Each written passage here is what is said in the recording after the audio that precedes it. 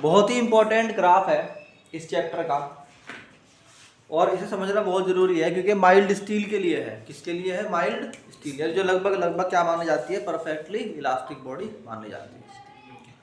तो ये stress strain curve of the mild steel, क्या चीज़ भाई? Stress strain curve for the mild steel.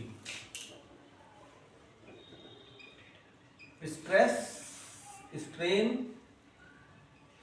Curve for the mild steel, steel नहीं steel, ठीक है। इस ग्राफ को एक बार समझ लो बनाने का तरीका।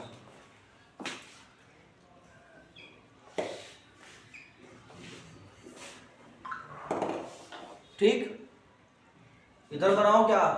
स्ट्रेस, और इधर क्या बनाओ? स्ट्रेन। अब ये ग्राफ कैसे बना इसके बारे में ध्यान करना।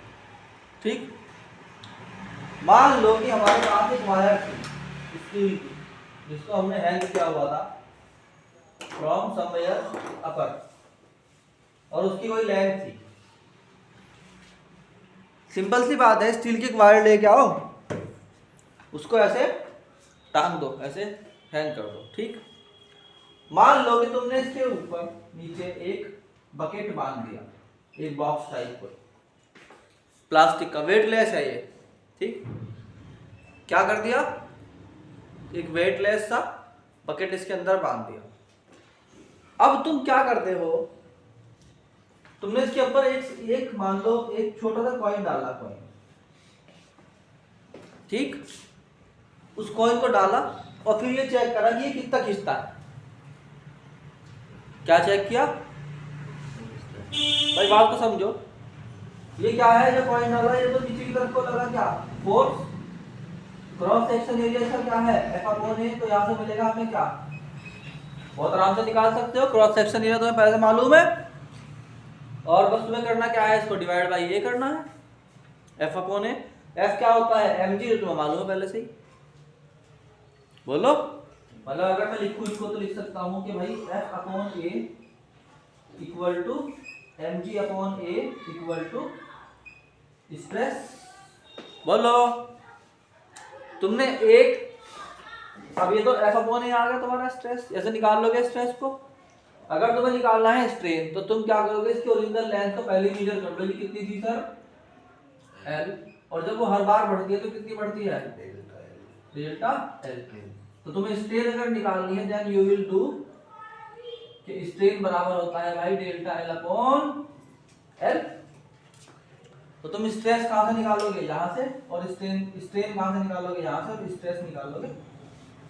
हर बार कैलकुलेट करोगे तुम उसको, हर बार जब जब तुम सिक्के इसके अंदर डालोगे, फिर निकालोगे, फिर कॉइन डालोगे, फिर निकालोगे, तो उससे तुम्हें पता लगता रहेगा कि कितने वेट पर कितना स्ट्रेन होता है, कितने स्ट्रेस पर कितना।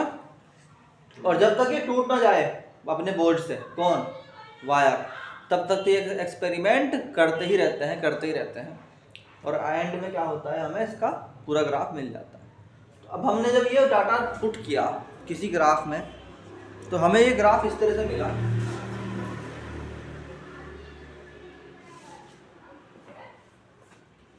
हमें ये ग्राफ कैसे मिला? ऐसे यहाँ। ठीक, और वो ये बोलता है कि भाई एक तो होता है, हमने चेक किया कि एक पॉइंट तक, ओ से लेकर ए तक, कहां से लेकर कहां तक? ओ से ए तक प्रोपोर्शनल रहे कौन आपस में एक दूसरे के? स्ट्रेस और स्ट्रेन। तो हमने कहा ओ से लेके ए तक को बोला हमने this is the proportional limit. क्या कहा इसको?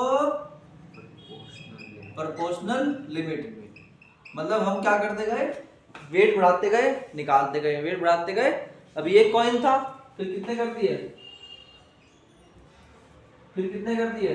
3, फिर कितने कर दिए? 4, 5, 6, 7, ऐसे बढ़ाते रहेंगे और घटाते रहेंगे, यानी जब बढ़ाएंगे तो घटाएंगे भी साथ साथ। तो इस तरह हम लगातार सिक्कों को क्या करते रहेंगे? कॉइन्स को बढ़ाते रहेंगे। तो एक टाइम तक हमें क्या मिलेगा? प्रोपोर्शनलिटी। हमारे फॉर्मूले के अकॉर्डिंग जितना हम इसको बढ़ाते हैं स्ट्रेस को, उतनी ही क्या बढ़ती है? स्ट्रेन बढ़ती है। इसका मतलब अभी दोनों एक दूसरे के क्या चल रहे हैं, क्या चल रहे हैं एक दूसरे के प्रोपोर्शनल। यानी क्या हो रहा, मगर अभी एक बात है इसमें कि ओ से लेके ए तक अगर तुमने इसको हटाया वेट को, तो वापस जितनी लेंथ थी उतनी ही लेंथ हो गई, लेंथ बड़ी होगी। मान लो तुमने 1 kg टांग दिया यहाँ पे, तो 1 kg के बाद मान लो 1 सेंटीमीटर बढ़ गई थी, तो जब तुमने 1 kg को हटाया तो वापस अब जहां पर थी, मान लो ये 1 मीटर की लेंथ थी इसकी, तो एक 1 kg के बाद ये कितनी हो गई थी, 1.1 मीटर हो गई थी। यानी 1 kg पर ये क्या हो गई थी, 1 मीटर एंड 1 सेंटीमीटर। बट जैसे ही उसको 1 kg को हटाया तो वापस 1 मीटर हो गई। यहाँ तक कोई प्रॉब्लम, बोलो भाई। तो इस जब तक ये एक दूसरे के क्या रहते हैं, प्रोपोर्शनल, तब तक क्या बोलते हैं उसको, प्रोपोर्शनल लिमिट। क्या बोलते हैं उसको, प्रोपोर्शनल लिमिट। चलो अब देखो उसके बाद क्या होता है कि हम आते हैं और ज़्यादा हम वेट बढ़ाते हैं, यानी 1 kg का हमने कर दिया 1.5 kg, तो ये हम पहुंच गए कहाँ, बी पर। कहाँ पहुंच गए, यहाँ पर हम बोलते हैं कि भाई यहाँ पर इलास्टिक लिमिट एंड हो जाएगी। अभी अब तुम जब इसे खींचोगे और ज़्यादा वेट डालोगे बी के बाद, यानी बी तक क्या है, फ्रॉम ओ टू बी अभी इलास्टिसिटी मौजूद है। अभी वेट हटाया जा रहा तो वापस अपनी पोजीशन में जा रही है। तो इस पॉइंट को, जो टॉप पॉइंट होता है, it is called upper yield stress point. क्या बोलते हैं इसको, upper yield stress point. Stress point कहते हैं इसको। बात समझ में आई कि नहीं आई। फिर क्या होता है कि वो अब की बार अगर तुमने और ज्यादा स्ट्रेस को बढ़ा, मतलब अपने आप ही क्या होगा, स्ट्रेस बढ़ाओगे तुम, मगर स्ट्रेस बढ़ेगी नहीं।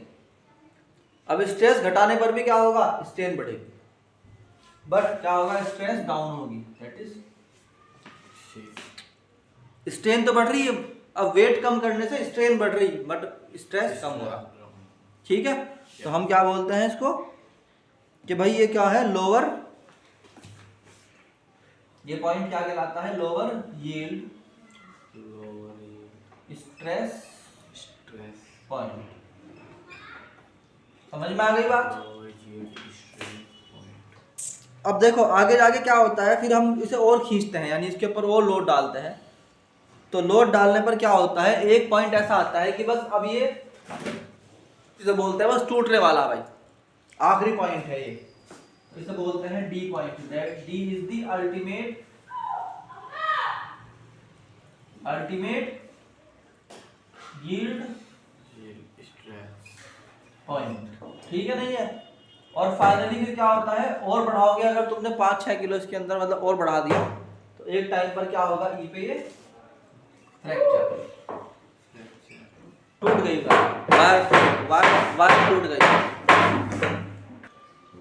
तो ये है हमारा क्या, बहुत ही आसान, बहुत ही इजी करके समझा दिया स्ट्रेस, है ना।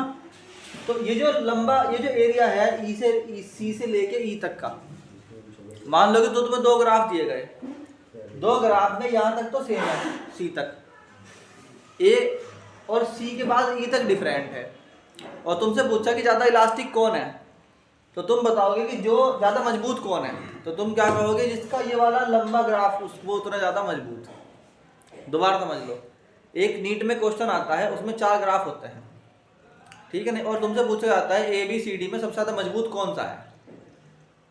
ठीक, तो जिसका सी से लेके ई तक ज़्यादा लंबा होगा वो ज़्यादा मजबूत होगा,